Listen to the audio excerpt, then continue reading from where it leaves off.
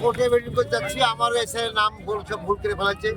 বাপদাদার মধ্যে বহুদিন থেকে আমি কাগজপত্র প্রচুর কাগজ নিয়ে যেতে আমাকে জান না তো ডকুমেন্টে। আমি কেন এভাবে বিভ্রান্ত কেন হবো? বাপের পৈতৃক সম্পত্তি এভাবে তুলছি, 60 সাল থেকে রেকর্ড ফেকর্ড সবকিছু আমার আছে, তার সত্ত্বেও কেন আমার হবে বলেন?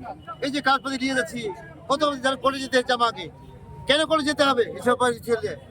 আমরা প্রতিবাদ চাই, আমরা এইসব প্রতিবাদ চাই। কেন করছে এভাবে? মোদী সরকার কি ভেবেছে তারা বলুন তো?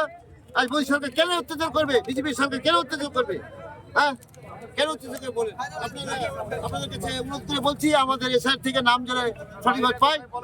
আমাদের বাড়ি যে সরলপুর গ্রাম আছে, সরলপুর গ্রাম, সরলপুর অঞ্চলে ধরেন 2 নম্বর ব্লক, ভঙ্গলা 2। রিয়াদ হোসেন সাহেব আছেন, ও আমার লোক টিএমসি, টিএমসি জিন্দাবাদ, বুঝলেন তো? আপনার নাম? জিন্দাবাদ।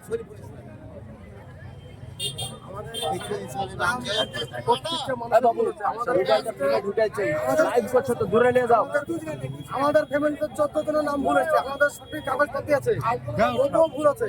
আমাদের পাড়ায় একটা মানুষ মারা গেছে, ওই মানে স্টক করে ওই কাগজপত্র ভুলের জন্য। ওদের নাম সবারই সঠিক কাগজ আছে, তবুও নাম আছে। আমরা এর বিচার চাই। আপনার নাম? আমার নাম মুতাল বাড়ি? বুধিয়া, পশ্চিমপাড়া। এই পথ অবরোধ কতক্ষণ থেকে চলছে? চলছে আপনার ওই 7টা থেকে। সকাল 7টা থেকে কতক্ষণ চলবে মনে হচ্ছে? চলবে আমাদের যতক্ষণ ডেড বডি না আসবে ততক্ষণ চলবে আমাদের। এই মানুষটা নিয়ে বিভ্রান্ত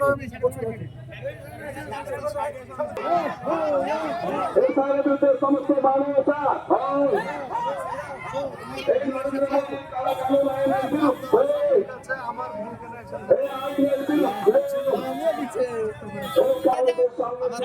আমার ভাই বোন হবে, ঠিক আছে?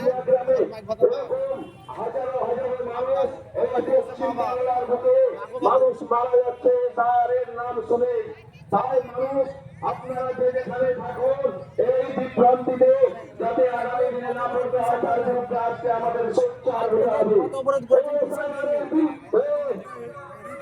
এই নরেন্দ্র মোদী সবারই ঠিক আছে, এসআইআরে আমাদেরই ঠিক না।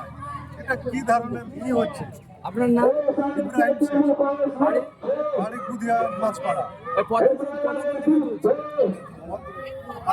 প্রায় 7টা থেকে চলছে। প্রায় 7টা থেকে চলছে। এখন মোটামুটি বাজে ঘড়িতে 10টা 30 বা 3 ঘন্টা থেকে আমরা আবেদন মানে আমাদের আন্দোলন চলছে। পুলিশ প্রশাসনকে কি বলতে আছে? পুলিশ প্রশাসন এখনো আমাদের সাথে আছে, কিন্তু পুলিশ প্রশাসন এখনো কোনো আপনারা জানেন আপনাদের নামও কি ভুল এসছে? আমার নাম